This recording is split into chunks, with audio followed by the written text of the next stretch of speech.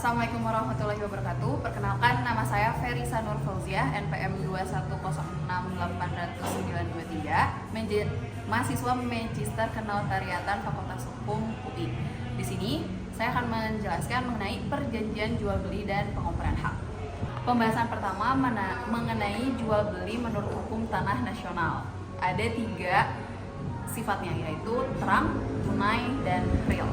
Untuk terang, maksudnya adalah perbuatan tersebut dilakukan di hadapan PPAT, sehingga bukan perbuatan hukum yang gelap atau dilakukan secara sembunyi-sembunyi.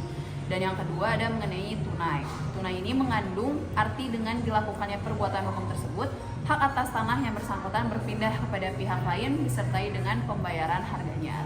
Terakhir ada mengenai sifat real, yang berarti akte jual beli yang telah ditandatangani oleh para pihak yang menunjukkan secara nyata atau real telah dilakukannya perbuatan hukum jual beli. Akta tersebut membuktikan bahwa benar telah terjadi perbuatan hukum pemindahan hak.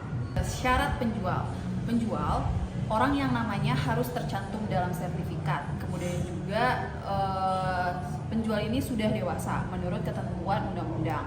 Apabila belum dewasa, maka bisa diwakili oleh walinya. Kemudian juga apabila penjual berada dalam pengampuan, maka untuk melakukan transaksi jual beli harus diwakili oleh pengampu atau kuratornya.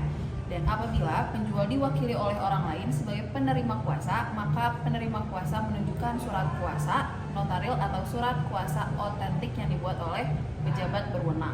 Dan apabila hak atas tanah yang akan dijual merupakan harta bersama dalam perkawinan, maka penjual harus mendapatkan persetujuan terlebih dahulu dari suami atau istrinya yang dituangkan dalam akta jual beli. Nah, yang kedua ada syarat dari pembeli. Apabila objek jual beli tersebut merupakan tanah hak milik, maka subjek yang dapat membeli tanah adalah perseorangan warga negara Indonesia, bank, pemerintah, badan keagamaan, dan badan sosial.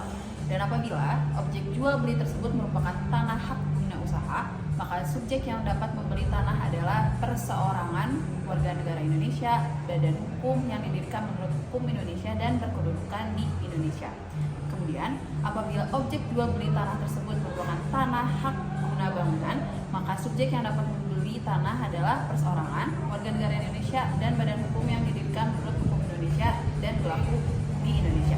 Terakhir, apabila objek jual beli tanah tersebut adalah merupakan hak pakai, maka pihak yang dapat membeli tanah adalah subjek hak pakai yang bersifat privat, yaitu perseorangan warga negara Indonesia, perseorangan warga negara asing yang berkedudukan di Indonesia, badan hukum yang didirikan menurut hukum Indonesia dan berkedudukan di Indonesia, dan badan hukum asing yang mempunyai perwakilan di Indonesia.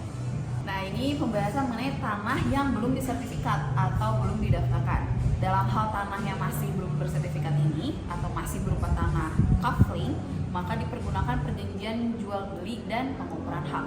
Untuk tanah negara yang penguasaannya dilakukan dengan itikat baik dan belum bersertifikat, di mana di atasnya terdapat bangunan, maka terhadap tanah tersebut dapat diperjualbelikan dengan menggunakan akta jual beli rumah dan pengoperan hak. Akta ini juga dibuat oleh notaris. Sehingga perbedaan dari akta jual beli biasa dengan akta jual beli dan pengoperan hak berada di situ. Sekian dari saya, terima kasih.